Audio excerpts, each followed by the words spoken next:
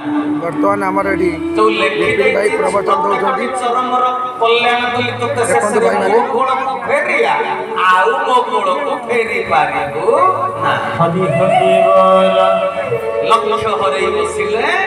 लय चहली गले सफलता अचिवमेंट निज ठारू बहुत दूर को चली बुझी पारछ ना सेटिक हेकरी पड़िबो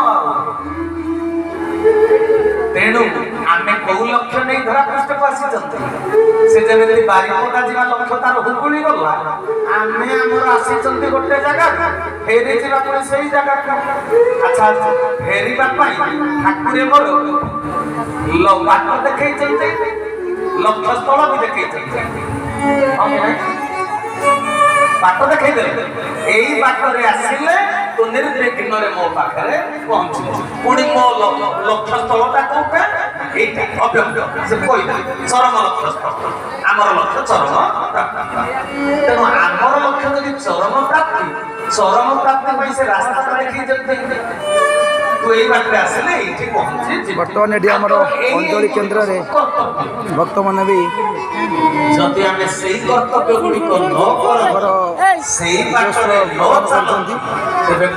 अंजलि केन्द्र बस आत्मत्रण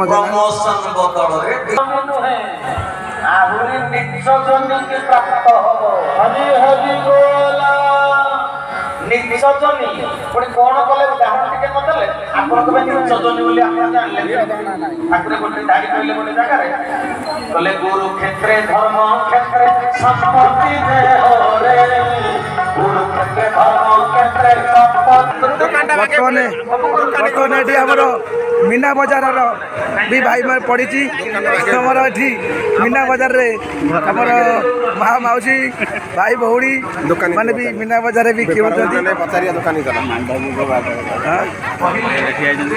देवे बागे बुला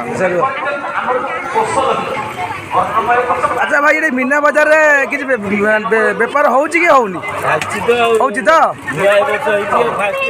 चलती तो ठीक अच्छे बर्तमान मीना बजार आयोजन कराई मीना बजार भल बेपार भी बर्तमान चली जोर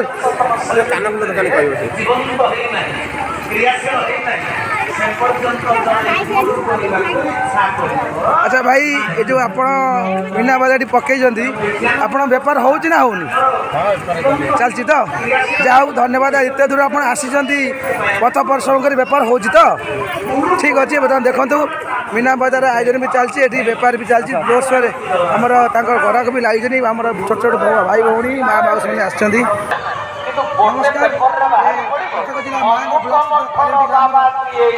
आयोजन काली भी वीडियो छाड़ी बर्तमान देखो सत्संग चलती देखुए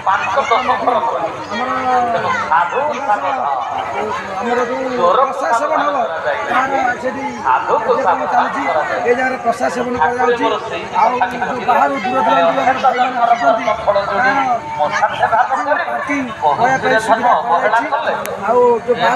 सुविधा प्रसाद सेवन भाई मैंने किपर सुविधा जो सत्संग होती आराम सुरक्षित घरे पहुँचे प्रभु प्रार्थना अच्छी नाम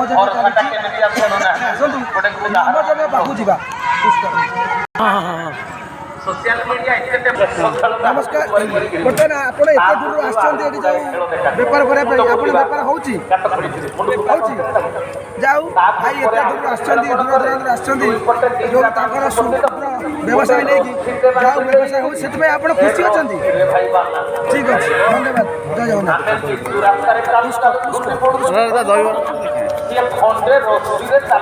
दहीबरा खाऊ एत स्पीड नुह सभापति खाऊ पचार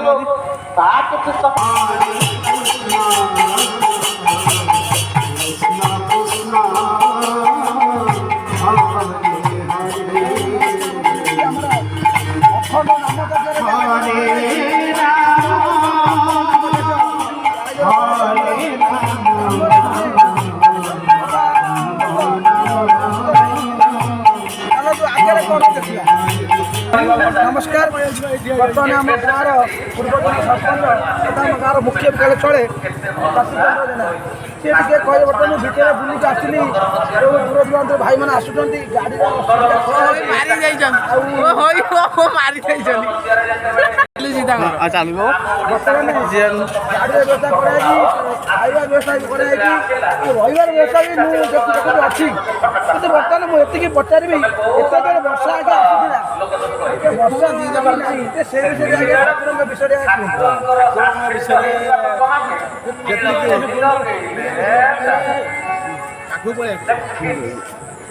ଯେତିକି ସାରା ବିଶ୍ୱରେ ଯେ ବର୍ତ୍ତମାନ ମାହାଙ୍ଗାର ସ୍ୱର୍ଣ୍ଣକ୍ଷେତ୍ର ଯେ ଆମର ଠାକୁରେ କେଶବ ଚନ୍ଦ୍ର ସମସ୍ତେ ପରିଚିତ ଏବଂ ସିଏ କୌଣସି ଭଣ୍ଡ ନୁହନ୍ତି କି ବାବାଜୀ ନୁହନ୍ତି, ସ୍ୱୟଂ ନାରାୟଣ ନିଜେ ସେ ସୃଷ୍ଟିକର୍ତ୍ତା।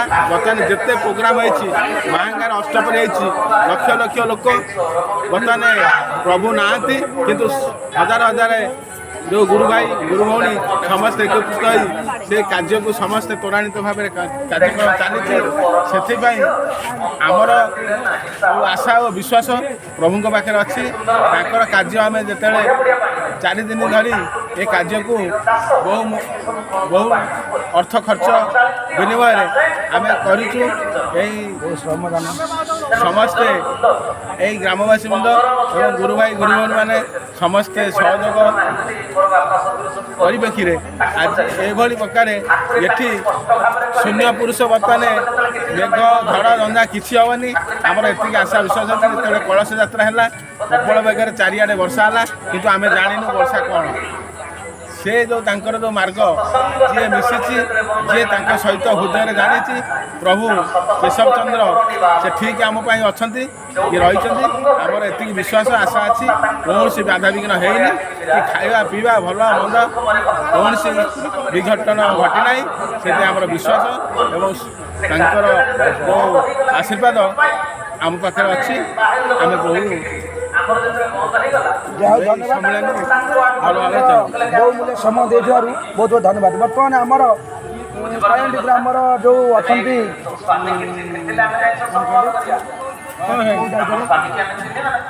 ଦାୟିତ୍ୱରେ ଅଛନ୍ତି ଆମର କୈଳାସ ଚନ୍ଦ୍ର ଜେନା ଷ୍ଟୋର ଦାୟିତ୍ୱରେ ଆମର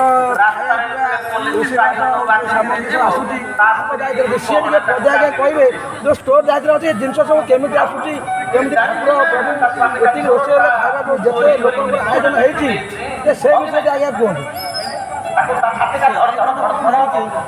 ସେ ଜିନିଷ କେଉଁଠୁ ଆସୁଛି ଆମେ କହିପାରିବା। ଲୋକମାନେ ଆଣି ଏଠି ଦାନ କରିଦେଇ ଯାଉଛନ୍ତି। ସେ ତାର ନାଁ ଗାଁରେ ମାନେ କହିଲେ ନଥାଏ ଆଉ ସାରା ବିଶ୍ୱର ବି ଠାକୁରଙ୍କର ନାଁ ଅଛି। ଯାହା ହଉ ଧନ୍ୟବାଦ ଆପଣଙ୍କ ବହୁତ ମୂଲ୍ୟ ସମୟ ଆମକୁ ଦେଇଥିବାରୁ ବହୁତ ବହୁତ ଧନ୍ୟବାଦ। ଆଉ ଜଣେ ଆମର ବି ଭାଇ ଗୁରୁ ଭାଇ ଆମର ଅଛନ୍ତି, ନାଁଟା କହିଲେ ରମେଶ ଜେନା ନୂଟାଙ୍ଗରୁ ସେ ଭାଇ ବି ଆସିଛନ୍ତି। ସେ ଟିକେ ଆଜ୍ଞା ଆପଣ ଏଠିକି ଆସିଛନ୍ତି ଯେତେ ଦୂରରୁ ନୂଟାଙ୍ଗରୁ ଏଠି ଆପଣଙ୍କୁ ସୁବିଧା ସାହାଯ୍ୟ ସେ ବିଷୟରେ ଟିକେ କୁହନ୍ତୁ। ଆପଣ ଏଠି କେମିତି ଭଲ ଲାଗୁଛି କି ନାହିଁ?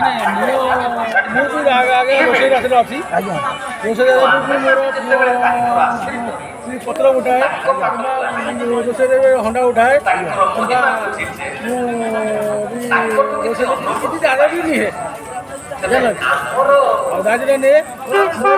ଆପଣଙ୍କର ଉପରେ ବର୍ଷା ଅଛି, ମୁଁ ଜୋତାକୁ ଧରିକି ଆସି ଏଠିକି ଆସିଛି। ଆଜ୍ଞା ନା ଯେଉଁ ପ୍ରକାର ମେଘ ଉଠେଇଲା ସେ ମେଘ ଉଠେଇଲେ ମୁଁ ଆସିଛି ଠାକୁରଙ୍କ ନାଁ ମୋ ମତରେ ଆପଣ ଗୋଟିଏ ଭଲ କାମ କରୁଛନ୍ତି।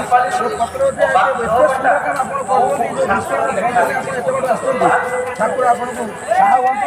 ଯାହା ବହୁମୂଲ୍ୟ ଆମକୁ ଦେଇଥିବାରୁ ଜୟ ଜଗନ୍ନାଥ ନମସ୍କାର।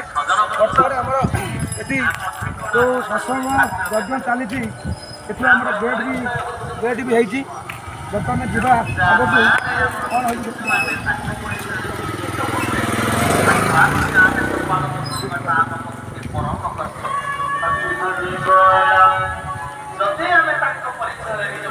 ଚାଲୁ ରଖିଛି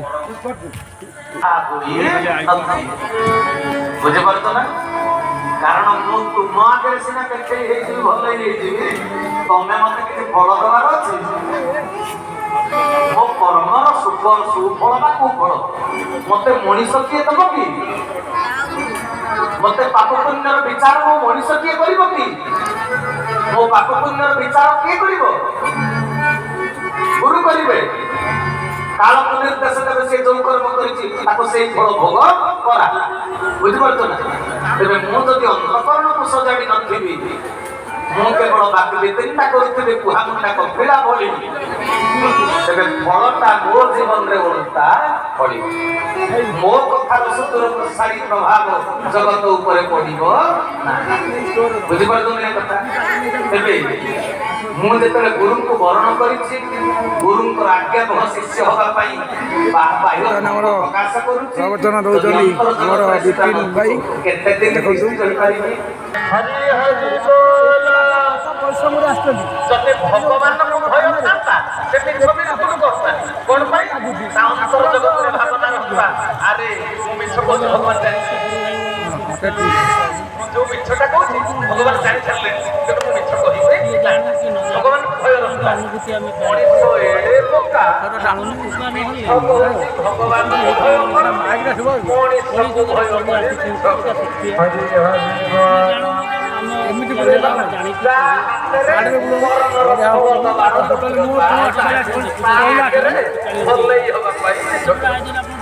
ସେ ଭୁଲ ହେଇଯିବ ଠାକୁରଙ୍କର ଆଜ୍ଞା ଏ ଜାଗାରେ ରହିବା ପ୍ରସାଦ ସେବନ କିଛି ନାହିଁ ଆମର ଯଜ୍ଞ ମଣ୍ଡପ ଆମର କାଲି ଲୋକାଲ ଲୋକ ତ କେହି ନାହାନ୍ତି ମୁଣ୍ଡରୁ ଆସିଛନ୍ତି କାଳିରୁ ଆସିଛନ୍ତି ବାଲେଶ୍ୱର ଲୋକ ଆସିଛନ୍ତି ଭକ୍ତମାନେ ସୁବିଧାରେ ହେଇନାହାନ୍ତି କି ହେବେ ନାହିଁ ଯାହା ହଉ ଧନ୍ୟବାଦ ଆପଣ ବହୁତ ମୂଲ୍ୟ ସମୟ ଦେଇଥିବାରୁ ବହୁତ ଧନ୍ୟବାଦ।